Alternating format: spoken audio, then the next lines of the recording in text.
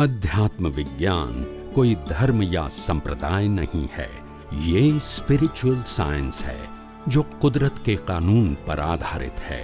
ये विज्ञान पूरे ब्रह्मांड के सभी रहस्यों को उजागर करता है और जीवन के सभी पहलुओं को समझने के लिए एक नई दृष्टि देता है।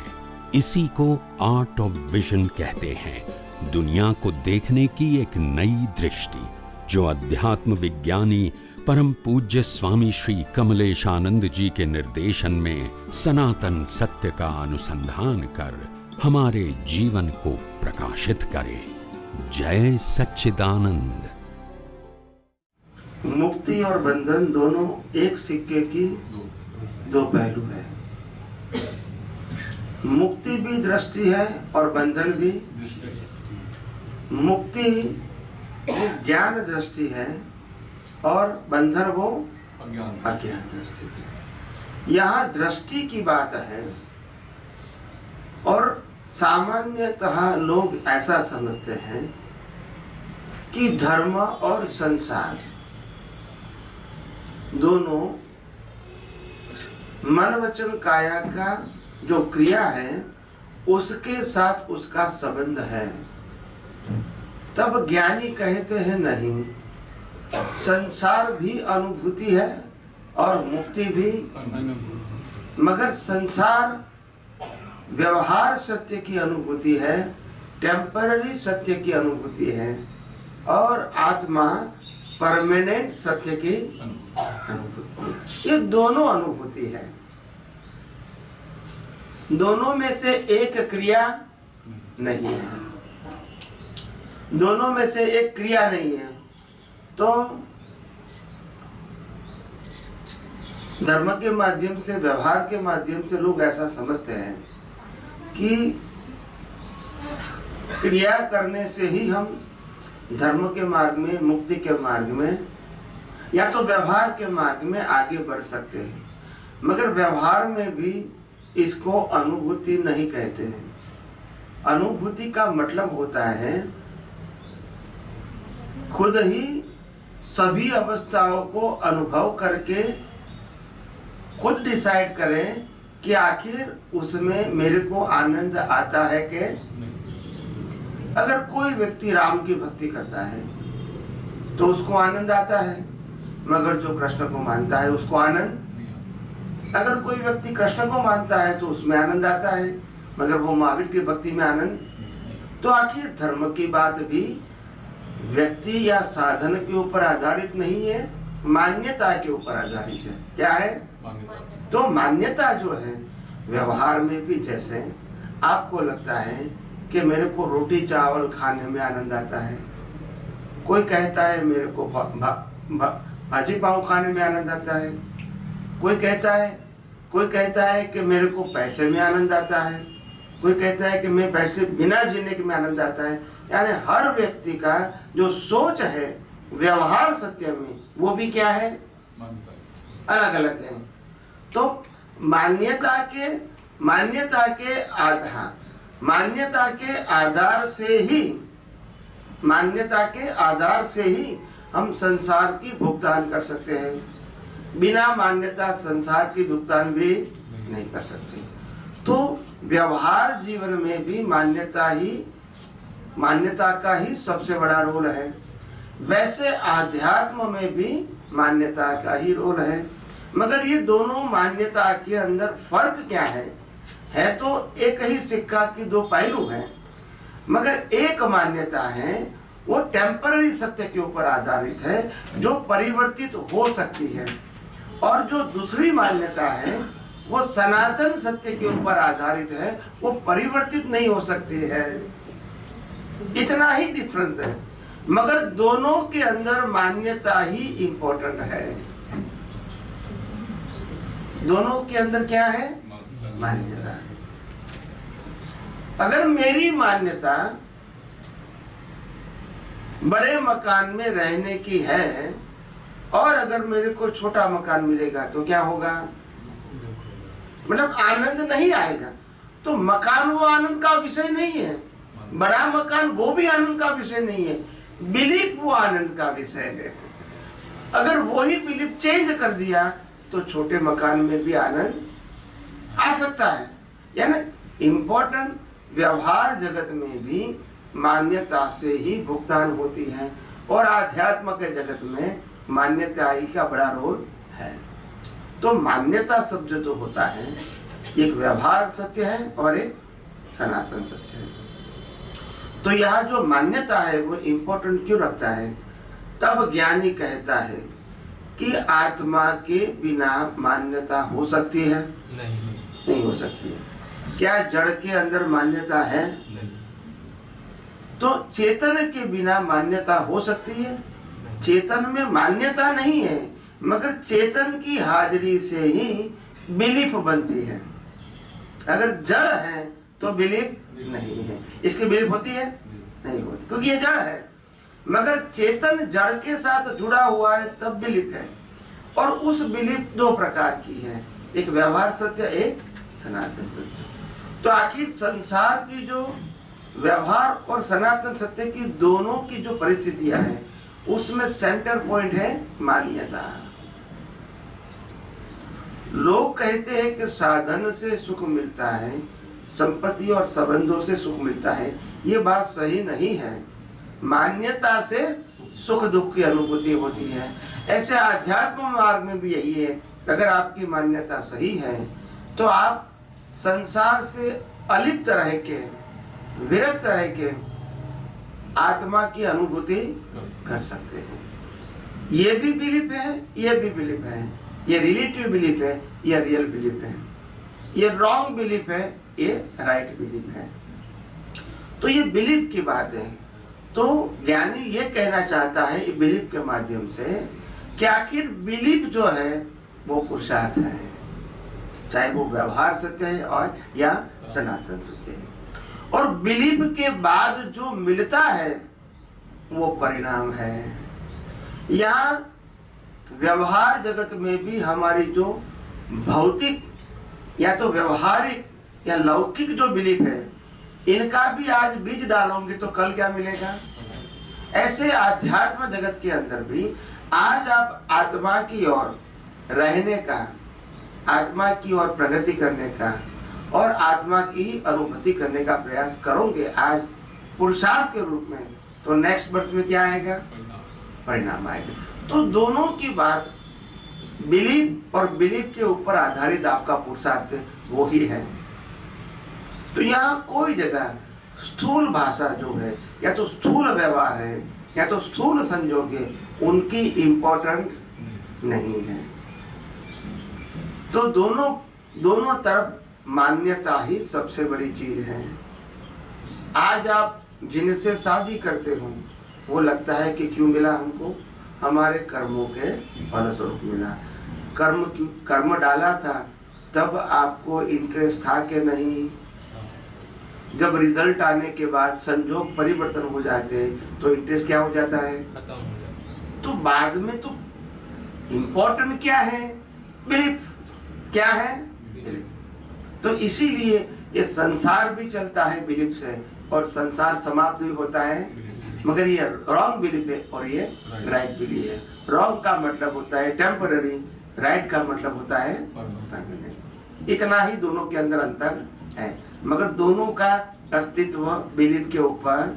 तो इसलिए मैंने कहा बिलीफ वो एक सिक्के के दो पहलू है। ये जो ज्ञान का मार्ग है, ये इससे जब से ज्ञान में मैं आया हूँ, बाकी बहुत ही हल्का हो गया हूँ मैं, परंतु कभी कभी बुद्धि का हस्तक्षेप होता है। जैसे कि श्री अब्दुल कलाम जी, अब बहुत से मोटिवेटर हैं, विवेकानंद जी हैं और भी बहुत सारे हैं। ये जैसे बोलते हैं कि लो एम इज क्राइम, आप मेहनत करो। जैसे मैं अभी बच्चों के लिए बोलूँगा, मेरा क्वेश्चन ये पूछना चाहूँगा कि जैसे बच्चों को हम बोलते हैं आप मेहनत कीजिए, आपको IIT में जाना है और भी जो भी है, डॉक्टर बनना है, और दूसरी तरफ ये होता है कि ये तो मतलब ये जो जन्म है हमारा वो डिस्चार्ज है। तो इसमें थोड़ा कंफ्यूजन हो जाता है स्वामी जी, तो इसको थोड़ा स्पष्ट कीजिए। देखो, पहली बात ये है कि आप व्यवहार और निश्चय दोनों को मत जोड़ो। मैंने सत्संग में भी कई बार कहा है, भाषा व्यवहार सत्य के ऊपर आधारित होती है, जी। भाषा व्यवहार सत्य के ऊपर आधारित होती है और जो सनातन ज्ञान है वो जी। सिद्धांत के ऊपर आधारित है। जी। तो इसलिए दोनों को जोड़ने की जरूरत नहीं है। व्यवहार में जिस समय जो भाषा बोलनी पड़े जी। या तो जो भाषा आवश्यक है जी। वो ही बोलनी चाहिए, उसमें कोई पसंद नहीं है। जी सर। हम वाइफ को वाइफ ही कहेंगे, शुद्धात्मा नहीं कहेंगे। जी सर। तो ये व्यवहार जो है उसमें वो बोलने की जरूरत नहीं है कि व्यवस्थित है। आप समझे? तो कहने का मतलब ये दोनों बातें हम जोड़ देते हैं और इसीलिए पजल होता है। जी। दोनों अपनी जगह पे सही है, मगर आपकी दृष्टि में किसका इम्पोर्टेंट है वो आज का पुरुषार्थ है और जिसका इम्पोर्टेंट नहीं है वो आज परिणाम है। तो व्यवहार सत्य बोलते हैं व्यवहार के अंदर, मगर इसका इम्पोर्टेंट नहीं है तो वो उदय कर्म है। जी। सनातन सत्य का इम्पोर्टेंट है हमारी दृष्टि में और वही उसी के साथ हम जुड़े हुए हैं तो वो हमारा पुरुषार्थ है। तो ये नहीं बोलना है, ये नहीं बताना है, यही भ्रांति है। मैंने कहा, मैंने सत्संग में कभी ये नहीं कहा है कि आपको बच्चे को बताना है कि नहीं भाई आपका व्यवस्थित होगा वही होगा, इसीलिए आप पढ़ो या ना पढ़ो कोई फर्क नहीं होगा, ऐसा मैंने कभी नहीं कहा है। जी सर। कहा है आपको नौकरी करना है तो व्यवस्थित में तो मिलेगी, नहीं तो नहीं मिलेगी। तो ऐसा कभी व्यवहार में उपयोग, भाषा का उपयोग नहीं करते हैं।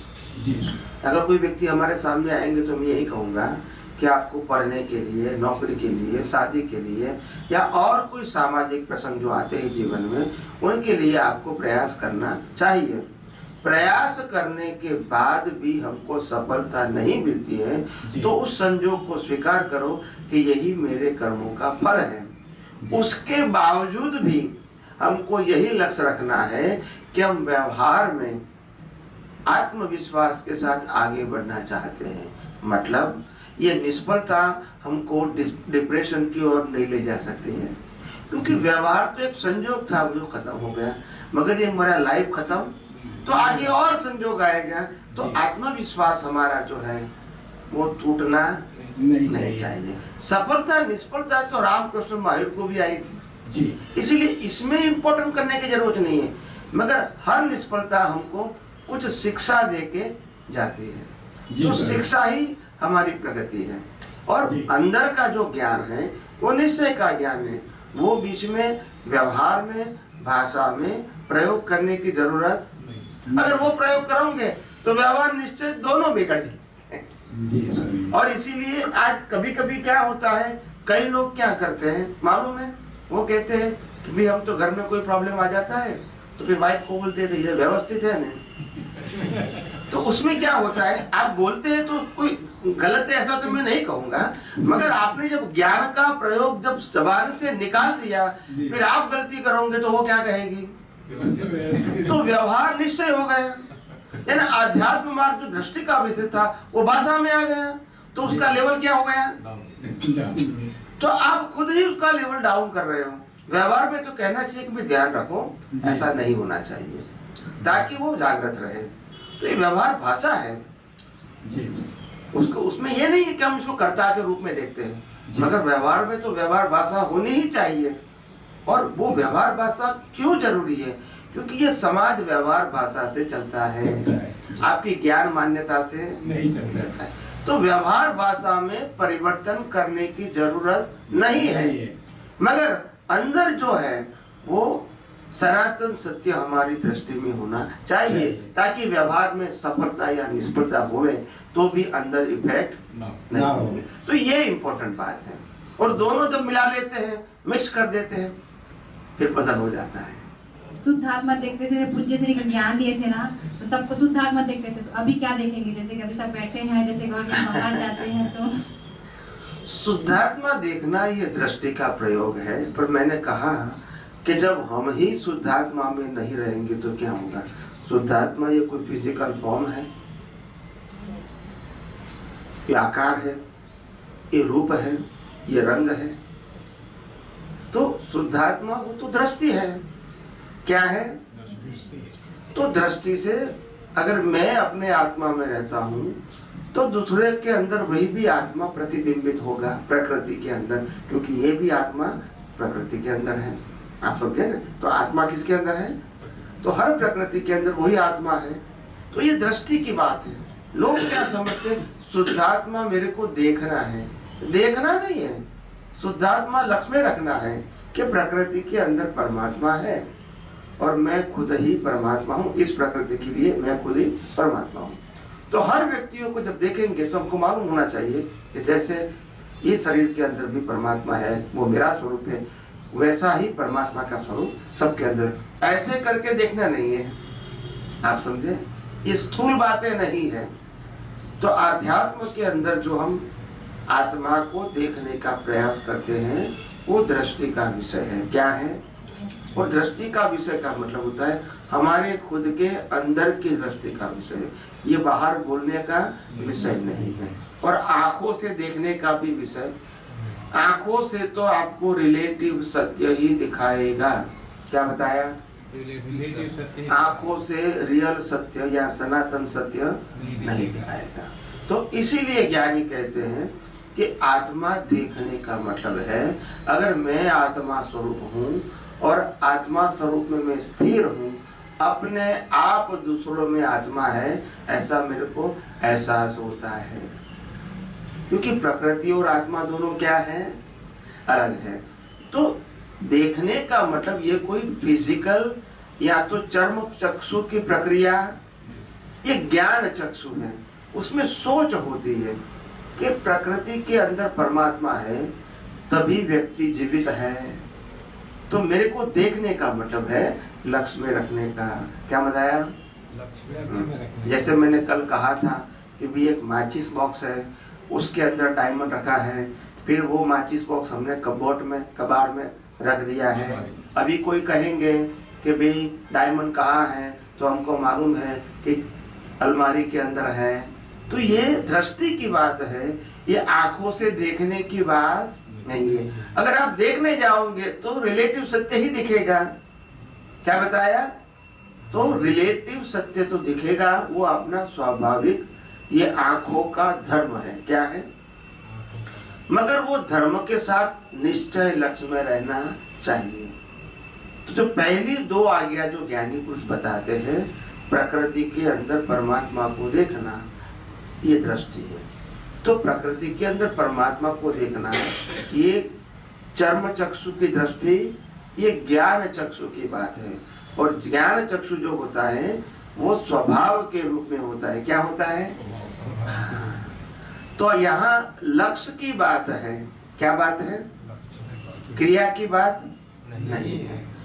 तो व्यवहार में संभाव से निपटारा करना होता है, शुद्धात्मा के साथ संभाव से निपटारा नहीं करना है। तो वो पुरुषार्थ नहीं है, वो दृष्टि है। और वही दृष्टि को पक्की करना है हमको कि आखिर हर अवस्था में मैं कौन हूँ, हर अवस्था में मैं कौन हूँ। क्योंकि मेरे अलावा जो कुछ दिखता है वो सब क्या है? सर्कल है। तो दुनिया के जो व्यक्ति है उसमें आत्मा देखना ये हमारा स्वभाव हो जाना चाहिए, पुरुषार्थ नहीं। और स्वभाव कैसे रहेगा?